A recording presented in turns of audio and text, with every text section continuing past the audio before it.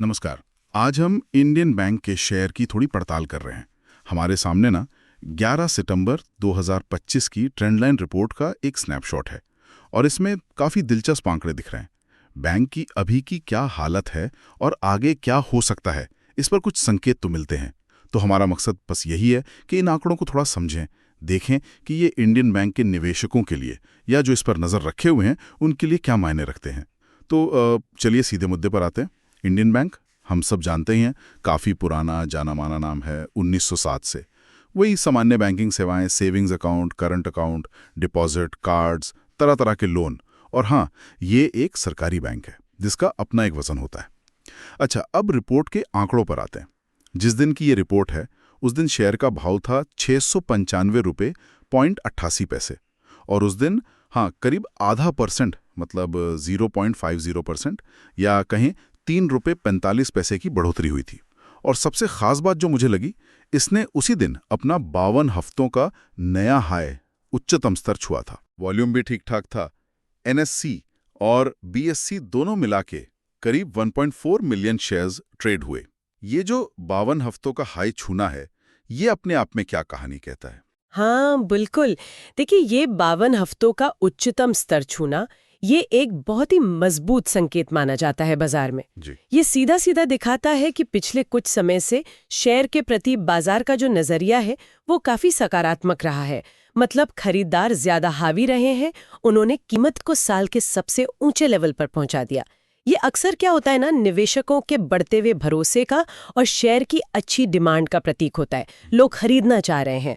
तो ये सिर्फ एक नंबर नहीं है, ये बाजार की उस वक्त की भावना को दिखाता है, एक तरह का थर्मोमीटर है। और हाँ, इसी बात को ना रिपोर्ट में एक और आंकड़ा है मोमेंटम स्कोर, वो भी सपोर्ट करता दिख रहा है।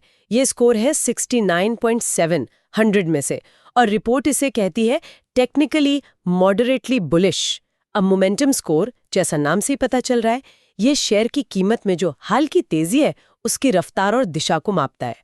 तो 69.7 का स्कोर ये बता रहा है कि पिछले कुछ टाइम में कीमत में अच्छी सकारात्मक चाल बनी हुई है। स्कोर कह रही है ड्यूरेबिलिटी, वैल्यूएशन और मोमेंटम, और इन तीनों के बेसिस पर रिपोर्ट इंडियन बैंक को स्ट्रॉन्ग परफॉर्मर बता रही है। ये थोड़ा समझना पड़ेगा, ये ड्यूरेबिलिटी और वैल्यूएशन स्कोर क्या है और ये तीनों मिलकर स्ट्रॉन्ग परफॉर्मर कैसे बनाते हैं। जी बिल्कुल, चलिए एक एक करके समझते हैं इनको। पहला है ड्यूरेबिलिटी स्कोर। ये है 75.0 100 में से। रिपोर्ट इसे कह रही है हाई फाइनेंशियल स्ट्रेंथ। अब ड्यूरेबिलिटी का मतलब होता है मजबूती, टिकाऊपन। तो ये स्कोर बैंक की वित्तीय सेहत को आंकता है। उसकी बैलेंस शीट कितनी मजबूत है, कर्ज का क्या लेवल है, मुश्किल समय में वो टिक पाएगा या नहीं।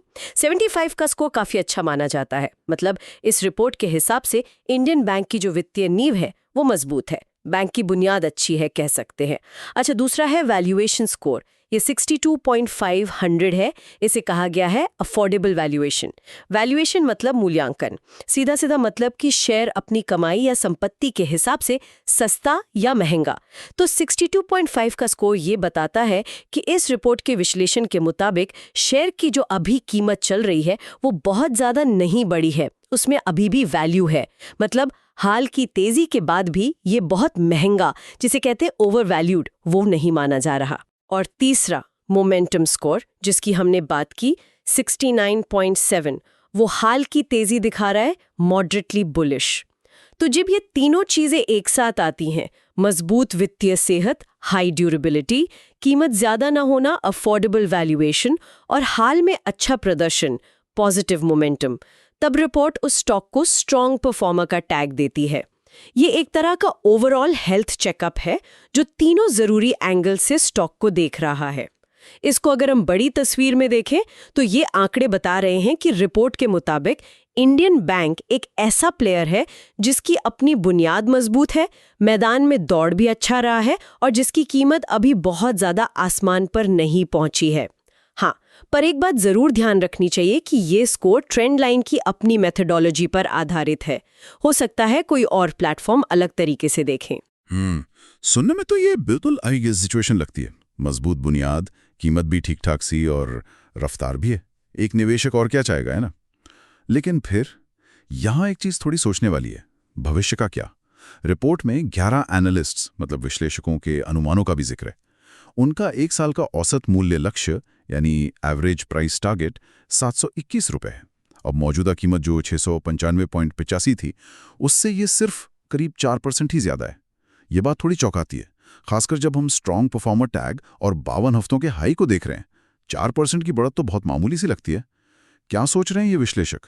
क्या उन्हें लगता है कि ये तेजी अब रुकने वाली है? हाँ, ये एक बहुत अहम सवाल है और यहीं पर तस्वीर थोड़ी कह सकते हैं उलझती है। 11 विश्लेषकों का औसत सिर्फ 4% की बढ़त दिखा रहा है, जो वाकई डीवीएम स्कोर और हाल के प्रदर्शन को देखते हुए कम लगता है। देखिए, इसके पीछे कई वजह हो सकती हैं। एक तो ये हो सकता है कि विश्लेषकों को लग रहा हो कि शेयर में जो हाल में तेजी आई है ना, उसने भविष्य की ज्यादातर अच्छी संभावनाओं को पहले ही कीमत में शामिल कर लिया है, जिसे कहते हैं प्राइस्ड इन हो जाना। मतलब अच्छी खबरों का असर काफी हद तक कीमत में आ चुका है और अब यहां से एकदम से बड़े उछाल की उम्मीद शायद कम है।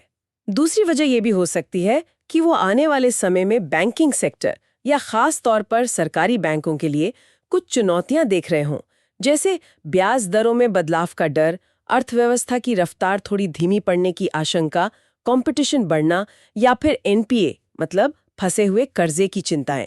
सरकारी बैंकों की अपनी अलग चुनौतियां भी होती हैं, तो हो सकता है विश्लेषक इन सब बातों को ध्यान में रखकर थोड़ा संभाल कर चल रहे हों, ज्यादा सतर्क नजरिया अपना रहे हों। लिमिटेड के स्टॉक पर एक गहरी नजर डाल रहे हैं। औसत हमारे सामने 29 जून 2025 की ट्रेंड लाइन की एक विस्तृत स्टॉक रिपोर्ट है और कुछ का और कम इसमें या शायद अभी काफी के कुछ लेवल जानने के लायक लगता आसपास। है। बिल्कुल, काश हमें ये उन रिपोर्ट 11 कंपनी लक्ष्यों की की पूरी वित्तीय सेहत, रेंज पता होती, उसके मूल्यांकन तो यानी तस्वीर और साफ वैल्यूएशन हो जाती। और पर बाजार हाँ, में उसकी औसत का मौजूदा चाल 4% को पर समझने होना, में मदद ये करती जरूर है। इशारा अच्छा। करता आज है की कि तारीख कुल देखें मिलाकर तो जो फार्मा और पेशेवर बायोटेक विश्लेषक सेक्टर है, की ये कंपनी उनमें भविष्य को 61 लेकर रुपए बहुत और ज्यादा 2 उत्साह पैसे पर नहीं ट्रेड दिख कर रहा, रही है। कम तो से कम चलिए अगले इस 1 रिपोर्ट साल के के लिए तो। जरूरी हिस्सों को जरा खंगालते हैं। हमारा मकसद है ये समझना कि इन सारे आंकड़ों के पीछे की मतलब असली कहानी क्या है, निवेशक के लिए सबसे अहम बातें कौन सी हैं। सही। शुरुआत करते हैं इसके स्कोर कार्ड से। ड्यूरेबिलिटी स्कोर 85 है, जो काफी ऊंचा लगता है। हाँ, ड्यूरेबिलिटी स्कोर कंपनी की वित्तीय कुछ हद तक मजबूती ये दिखाता व्याख्या है हो और सकती है। 85 का स्कोर विश्लेषक मतलब ये अक्सर बताता है कि लंबी कंपनी अवधि की के बुनियाद काफी fundamentals मजबूत पर है। और जो फार्मा सेक्टर संभावित में जोखिम अपनी है, साथी उन पर कंपनियों के ज्यादा मुकाबले ध्यान ये देते हैं। स्कोर वाकई बहुत उनका ये अच्छा है। 4% शायद का सिर्फ लक्ष्य, एक दो कंपनी शायद ही ये इससे बता बेहतर रहा है होंगी। कि और सिर्फ उनके बुनियाद ही हिसाब से, नहीं, उनके मॉडल्स के वैल्यूएशन हिसाब स्कोर से भी 55 शेयर है, का जो यानी फेयर मौजूदा वैल्यू या कीमत के उचित हिसाब से मूल्य है, स्टॉक वो मौजूदा स्तर महंगा से नहीं है, बहुत ज्यादा दूर अफोर्डेबल या नहीं है। किफायती जोन में है। वो शायद सही ये कहा। मान रहे ये हैं भी कि अपने ठीक सेक्टर है, में सबसे बैंक अच्छा स्ट्रॉन्ग स्कोर है। परफॉर्मर है, तो बुनियाद लेकिन इसका मतलब ये नहीं कि शेयर यहाँ से बस रॉकेट की तरह ऊपर ही जाता रहेगा। हर अच्छी कंपनी के शेयर की भी एक वाजिब कीमत होती है। ये बात तो समझ आती है। लेकिन फिर देखिए एक और दिलचस्प मोड़ इसमें। रिपोर्ट में एक निवेशक पोल का भी जिक्र है, इन्वेस्टर पोल। सवाल पूछा गया था, क्या इंडियन बैंक खरीदने लायक है? और जवाब सुनिए, 316 वोट पड़े, उनमें से 83% से ज्यादा लोगों ने कहा बाय मतलब खरीदो। सिर्फ 10% ने कहा सेल बेचो और करीब 7% ने होल्ड यानी रखे रहो। ये तो विश्लेषकों के उस 4% वाले ठंडे रवैये से बिल्कुल उल्टी कहानी है। 83% लोग खरीदने को कह रहे हैं। इस भारी अंतर को कैसे समझे? एक तरफ पेशेवर लोग सावधानी बरत रहे हैं, दूसरी तरफ आम निवेशकों में जबरदस्त उत्साह दिख रहा है। वो अक्सर उस समय के सेंटिमेंट या माहौल को दर्शाते हैं। और ये सेंटिमेंट किससे प्रभावित होता है? हाल के प्रदर्शन से बहुत ज्यादा। जैसा हमने देखा, शेयर 52 हफ्तों के हाई पर है, मोमेंटम स्कोर मजबूत है। तो जब कोई शेयर लगातार बढ़ रहा होता है तो आम निवेशकों में उसे लेकर उत्साह बढ़ना बहुत स्वाभाविक है।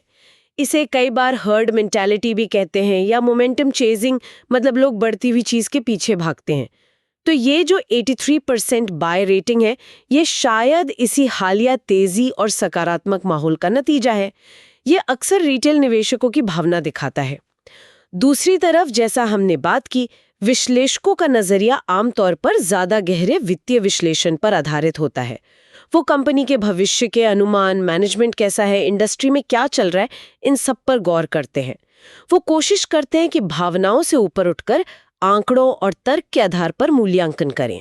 उनका काम सिर्फ ये बताना नहीं है कि आज शेयर कैसा कर रहा है, बल्कि ये अनुमान लगाना है कि 1 साल बाद उसकी कीमत कहाँ होनी चाहिए उनके हिसाब से।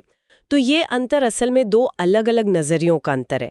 एक तरफ है हाल के प्रदर्शन से प्रेरित लोकप्रिय भावना जो पोल में दिख रही है, और दूसरी तरफ है भविष्य के फंडामेंटल्स पर आधारित पेशेवर विश्लेषण जो एनालिस्ट टारगेट में दिख रहा है। पोल बता रहा है कि अभी क्या माहौल है, हवा किस तरफ है, जबकि विश्लेषक बता रहे हैं कि उनके विश्लेषण के अनुसार आगे क्या हो सकता है। हाँ, ये जरूरी नहीं कि विश्लेषक हमेशा सही हो, पर उनके नजरिए को एकदम से खारिज कर देना भी ठीक नहीं।